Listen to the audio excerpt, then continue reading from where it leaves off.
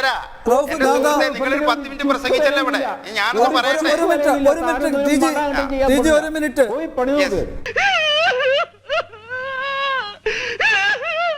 കുറയൂന്ന് ഞാൻ പറയുമ്പോ ഈ പോപ്പുലർ ഫണ്ടിന്റെ ഒക്കെ ദുർബലന്മാരുണ്ടല്ലോ, അവർക്ക് പിടിച്ചു നിൽക്കാൻ പറ്റില്ല എന്റെ മുമ്പില്. ദുർബലന്മാരാണ്, പെട്ടയ്ക്കും ഇങ്ങനെ കരക്കിട്ട മീൻ പോലെ. കിട്ടി, പലിശ സഹിതം കിട്ടി. 2 ഓലക്കിലോ വെള്ള തുണി എടുത്തോളൂ എന്നെ മൂടാൻ. ഇവിടെ ഇപ്പൊ പ്രസംഗിച്ച ടി ജി മോഹൻദാസിന് ധൈര്യമുണ്ടോ? ഒരു ഹോട്ടലിന്റെ പേര് പറയൂ.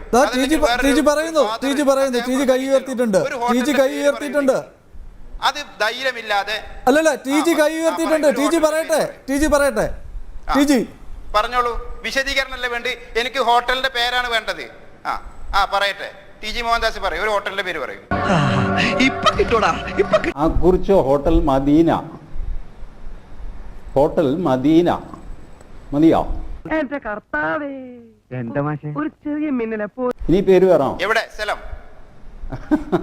എവിടെ സ്ഥലം? ഷാമിയാന. എവിടെയാണ് സ്ഥലം? സ്ഥലം പേര് പറയൂ. എവിടെ സ്ഥലം? Hotel Madina. ഹോട്ടൽ ഷാമിയാനയും മദീനയും എവിടെയാണെന്ന് പറയൂ. ഈ കീലയിൽ വെച്ചു ആരാന്ന് നീ വിവരം അറിയാൻ പോകുന്നേ ഉള്ളൂ. ഇറങ്ങടാ പുറത്ത്. ടി ജി മോഹൻദാസേ, അങ്ങനെ എയറിലേക്ക് വെടിവെക്കല്ലേ? വെടിവെക്കുമ്പോ നെഞ്ചലിക്ക് വെക്ക്. എന്റെ സുഹൃത്തെ, hotel Madina, hotel Annapurna, hotel Udupi, ഇങ്ങനെയൊന്നും പറയല്ലേ വേണ്ടത്. ധൈര്യമുണ്ടെങ്കിൽ, ഞാനത് വെല്ലുവിളിക്കാണ്, ധൈര്യമുണ്ടെങ്കിൽ ഇന്ന ജംഗ്ഷനിലുള്ള ഹോട്ടൽ മദീന, ഇന്ന ടൗണിലുള്ള ഹോട്ടൽ മദീന, ധൈര്യമുണ്ടെങ്കിൽ പറയും നിങ്ങൾ. ബേബിയുടെ ചോദിച്ചില്ലേ, ഞാൻ ഉടനെ മാറ്റി കൊടുക്കാം. റൌഫ് വെറുതെ ബഹളം വയ്ക്കുകയാണ്. നിങ്ങൾ പറയൂ സുഹൃത്തെ, ചർച്ച അലമ്പാക്കാൻ ബഹളം വയ്ക്കുക. നിങ്ങളൊരു ഹോട്ടലിന്റെ പേര് പറയും. എടോ, പറയാൻ നിങ്ങൾ സമ്മതിക്കല്ലേ? ഈ ഹലാൽ മട്ട് മുട്ടായി ഉണ്ടാക്കൽ തുടങ്ങിയിട്ട് ഇതിന് തീരുമാനമാക്കണല്ലോ. നിന്റെ വർത്താനം കുറച്ച് ഓവറാവുണ്ട് കേട്ടോ കുഞ്ഞിരാമ. ഒരു പൊടിക്കടങ്ങിക്കോ. കേൾക്കൂ റൌഫ്. പറയൂ. ആദ്യം സുരേഷ് ബാബു ഒരു കാര്യം റൌഫിനെ പറഞ്ഞ് മനസ്സിലാക്കുക. റൌഫ് പറഞ്ഞാൽ 3-4 സെക്കൻഡ് കഴിഞ്ഞാണ് ഞാൻ കേൾക്കുന്നത്. അതിനു മുമ്പ് റൌഫ് പിന്നെയും ബഹളം വെച്ചുകൊണ്ടിരുന്ന ആ റൌഫിന്റെ ബഹളം മാത്രമേ കേൾക്കുള്ളൂ. ആ മനുഷ്യനോട് ഇതൊന്നും പറഞ്ഞ് മനസ്സിലാക്കുക. അതൊന്നും എനിക്കറിയാൻ മേല. കൊച്ചി മുനിസിപ്പൽ ടൗൺ ഹാളിനടുത്ത്, കൊച്ചി മുനിസിപ്പൽ ടൗൺ ഹാളിനടുത്ത്. റൌഫ് പറഞ്ഞല്ലോ നെഞ്ചത്ത് വെടിവെക്കാൻ. ഞാൻ നെഞ്ചത്ത് വെടിവെക്കുന്നവനല്ല. കൊച്ചി മുനിസിപ്പൽ ടൗൺ ഹാളിനടുത്ത്. മനസ്സിലായോ? ഞാൻ നെഞ്ചത്ത് വെടിവെക്കുന്നവനല്ല. എനിക്ക് ആ പണിയുമില്ല. റൌഫിനുണ്ടായിരിക്കും. റൌഫിന്റെ ഗ്രൂപ്പിന് അതുണ്ട്. അത് ശരിയാണല്ലോ. ഭയപ്പെടുത്തുക. ഹോട്ടലിന്റെ പേര് പറഞ്ഞാൽ എന്ത് ചെയ്യും റൌഫ്? കയ്യും കാലും വിട്ടുവോ? പേടിപ്പിക്കരുത്. ഒരു കാര്യം പറയാം, ഞാൻ ആൺപിള്ളേരെ പേടിപ്പിക്കരുത്. ജാട ഇങ്ങോട്ട് ഇറക്കരുത്. മനസ്സിലായോ? അതിൽ ഞാൻ ഇന്ന് ഖേദിക്കുന്നു. ധൈര്യം ഉണ്ടെങ്കിൽ പേര് പറ. പേര് പറഞ്ഞപ്പോ എന്താ നിങ്ങൾ മിണ്ടാത്തത്? ഇല്ലല്ല, ചർച്ചയിലേക്ക് വരണ്ട. ആദ്യം ഇതിന് സമാധാനം ഉണ്ടാക്കണം. നിങ്ങൾ എന്തുകൊണ്ട് ഹലാൽ ഹോട്ടലിന്റെ പേര് ചോദിച്ചു? എന്താ നിങ്ങളുടെ ഉദ്ദേശം? കേരളത്തിലെ ഹലാൽ ഹോട്ടൽ ഇല്ലെന്നോ? ഇല്ലെന്നാണോ പറയുന്നത്? ഇല്ലെങ്കിൽ ഇല്ല എന്ന് പറയും. കേരളത്തിൽ ഒരൊറ്റ ഹലാൽ ഹോട്ടൽ ഇല്ല എന്ന് പ്രഖ്യാപിച്ചു. തന്റെ അളവുണ്ടോ?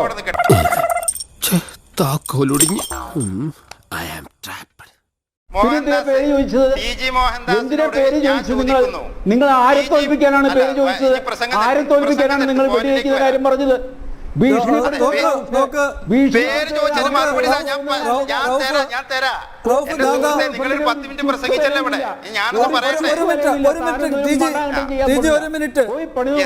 ജഗന്നാഥന് നേർക്ക് നേരെ നിന്ന് തല്ലുന്ന ആണുങ്ങളോടാ ഇഷ്ടം.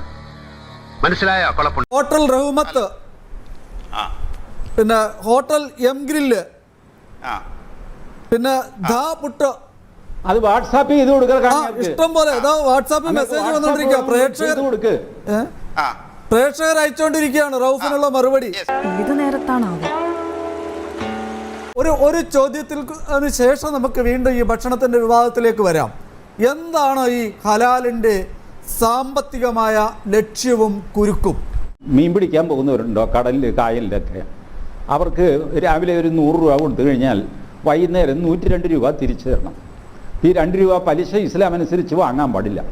അപ്പോൾ ചെയ്യുന്നത് എന്താണെന്ന് വെച്ച് കഴിഞ്ഞാൽ ഈ 100 രൂപ നോട്ട് മടക്കി കടലാസ് കപ്പൽ പോലെ ഉണ്ടാക്കും. എന്നിട്ട് ഇത് ഇയാൾക്ക് തോണിയാണ്. വൈകുന്നേരം തോണിയുടെ വാടക 2 രൂപ ചേർത്തിട്ട് തിരിച്ചു തരണം. അപ്പോൾ തോണി കൊടുത്തു, വൈകുന്നേരം തോണിയും തിരിച്ചു മേടിച്ചു, 2 രൂപ വാടകയും മേടിച്ചു, പലിശ മേടിച്ചില്ല. ഇതുപോലത്തെ ഭൂലോക ഫ്രോഡ് ഇതാണ് ഇസ്ലാമിക് ബാങ്കിങ്. നിനക്കൊക്കെ പോയി വല്ല കന്നല്ലേ മേച്ചൂറ? ഇതെന്താ ചന്തപ്പരയാ? നടത്തിക്കൊണ്ടിരുന്ന ആൾക്കാർ തന്നെ പറഞ്ഞു ഇത്രയും വലിയ തട്ടിപ്പ് വേറെയില്ല എന്ന്. പലിശയില്ല, അതൊരു സാമ്പത്തിക ഇടപാട് നടക്കില്ലല്ലോ. പലിശയുടെ പേര് സർവീസ് ചാർജ് എന്നാക്കി മാറ്റി. അങ്ങനെ പല രീതിയിലുള്ള കള്ളക്കളികൾ. അത് ഏകദേശം ഊർധ്വൻ വലിക്കുന്ന സ്ഥിതി എത്തിക്കഴിഞ്ഞപ്പോഴാണ് ഹലാൽ എക്കോണമി. അതിൻ്റെ ഭാഗമായിട്ട് ഹലാൽ എന്നുള്ള പ്രാന്ത് അങ്ങോട്ട് തുടങ്ങി. GK ഒന്ന് ആലോചിച്ച് നോക്ക്, ഗൾഫ് രാജ്യങ്ങളിലേക്ക് എക്സ്പോർട്ട് ചെയ്യാൻ ഹലാൽ സർട്ടിഫിക്കറ്റ് വേണം. എനിക്കറിയാമല്ല ഏത് ഗൾഫ് രാജ്യം പറഞ്ഞു ഹലാൽ സർട്ടിഫിക്കറ്റ് വേണമെന്ന്. ഇതിനിടയ്ക്ക് നിൽക്കുന്ന ട്രേഡേഴ്സാണ് ഈ ഹലാൽ സർട്ടിഫിക്കറ്റ് ചോദിക്കുന്നത്. ഗവൺമെൻറ് ഓഫ് ഇന്ത്യ കഴിഞ്ഞ 2021 ജനുവരി 4-ാം തീയതി ഒരു നോട്ടിഫിക്കേഷനിലൂടെ പറഞ്ഞു റെഡ് മീറ്റിന് പോലും ഹലാൽ സർട്ടിഫിക്കറ്റ് വേണ്ട എന്ന് പറഞ്ഞു. വ്യാപാരികൾ പറഞ്ഞു, ട്രേഡേഴ്സ് ഇത് ചോദിക്കുന്നു, അങ്ങോട്ട് കൊണ്ടുപോകുന്നവർ, ട്രാൻസ്പോർട്ട് ചെയ്യുന്നവരൊക്കെ ഇത് ചോദിക്കുന്നു, അല്ലാതെ ദുബായിലെ ഷെയ്ക്കൊന്നുമല്ല.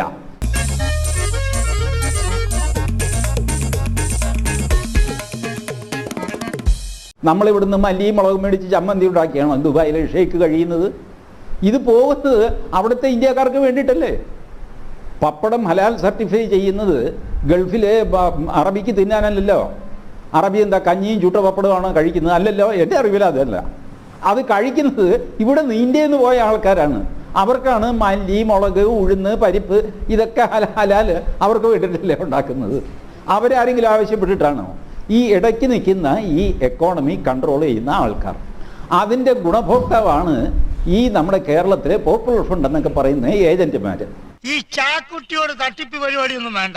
ചാക്കുട്ടി അറിഞ്ഞാൽ തൊട്ടിയാണ് തൊട്ടി. കുറച്ച് വയലൻസും കുറച്ച് കത്തി കാട്ടിയും തോക്ക് കാട്ടിയൊക്കെ ഭീഷണിപ്പെടുത്തിയൊക്കെ കാര്യം നടത്താമെന്ന് വിചാരിക്കുന്ന മൂടന്മാർ, അവർക്കും ഇതിൻ്റെ ഒരു ഹലാൽ സർട്ടിഫിക്കേഷൻ. അതിന് രൂപ എത്രയെന്നറിയാമോ? 60,000 രൂപ ആദ്യത്തെ വർഷം, പിന്നെ ഓരോ വർഷവും 30,000 രൂപ വെച്ച്, ഓരോ ഷിപ്മെൻറ്റിന് ഇത്ര രൂപ, ഇങ്ങനെ ലക്ഷക്കണക്കിന് രൂപ സമ്പാദിക്കുന്നു.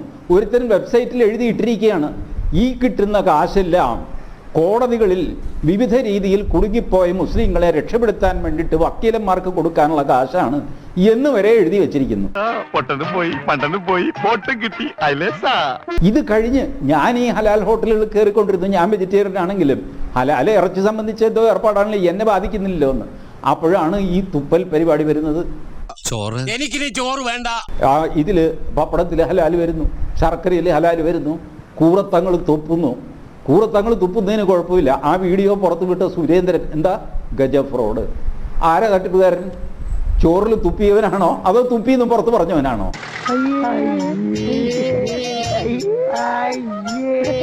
കൂടുതൽ എന്നെ നാറ്റിക്കരുത്. ആ നമ്പർ കൊണ്ടുവന്ന് ഇവിടെ കൊണ്ടുവന്നിട്ട് ഈ ഇവർ തുപ്പിക്കൊണ്ടിരുന്നതിനെ ജസ്റ്റിഫൈ ചെയ്യാനായിട്ട് അത് ഉപയോഗിച്ചുകൊണ്ടിരിക്കുകയാണ്. അത് കയ്യോടെ പിടിച്ചു കഴിഞ്ഞപ്പോൾ വെല്ലുവിളിയും ഭീഷണിയൊക്കെയായിട്ട് ഇറങ്ങുന്നു.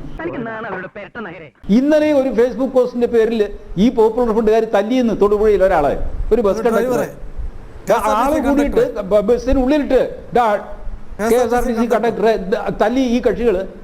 ഫേസ്ബുക്ക് പോസ്റ്റിന്റെ പുറത്ത് മനോജ് എന്ന അയാളുടെ പേര്, ഇപ്പൊ റൌഫ് പേര് ചോദിക്കില്ല, പേര് പറ എന്നൊക്കെ പറയും.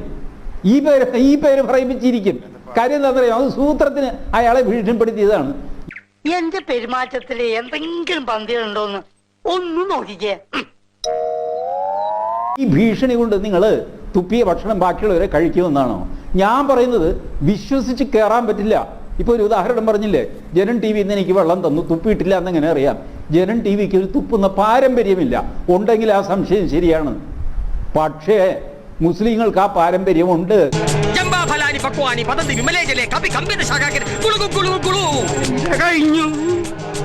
കുറയുമെന്ന് ഞാൻ പറയുമ്പോ ഈ പോപ്പുലർ ഫണ്ടിന്റെ ഒക്കെ ദുർബലന്മാരുണ്ടല്ലോ, അവർക്ക് പിടിച്ചു നിൽക്കാൻ പറ്റില്ല എന്റെ മുമ്പില്. ദുർബലന്മാരാണ്, പെട്ടയ്ക്കും ഇങ്ങനെ കരക്കിട്ട മീൻ പോലെ. എന്നാൽ ഇവനെ സമ്മതിക്കണം, ഉരുക്കുപോലെ നിന്നുകള. അഭിമാനമുണ്ട് ഗോവിന്ദ, അഭിമാനമുണ്ട്. കിട്ടി, പലിശ സഹിതം കിട്ടി.